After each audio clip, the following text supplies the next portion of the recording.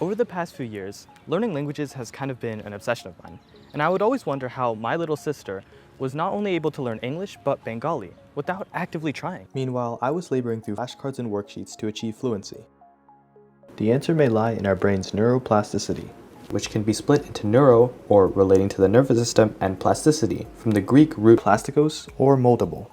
Think Play-Doh, and how it can be easily changed into different states. The nerves found within our brain can be altered when we learn information. You see, information enters our brain through stimuli that is picked up by our sensory neurons.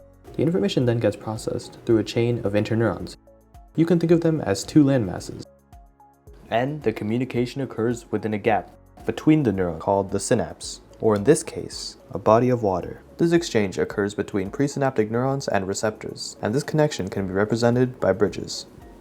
And the people in cars on the bridges? Well, they're neurotransmitters such as dopamine and serotonin. They form intricate neural pathways that map every idea your brain ever thinks of. Not only are these new connections created, but just like a muscle, the connections used more frequently and intensely become stronger, while those used less frequently become weaker and weaker, and may eventually break or prune. This phenomenon explains why children can learn languages so much easier than most developed brains. It's because of synaptic pruning. Per neuron, a baby starts off with around 2,500 synapses, and toddlers peak around 15,000.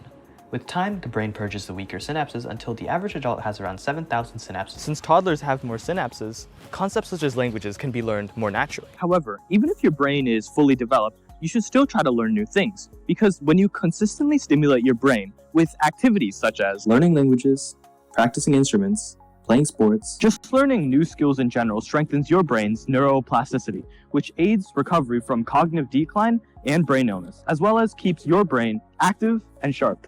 So with that, remember to stay curious and keep learning.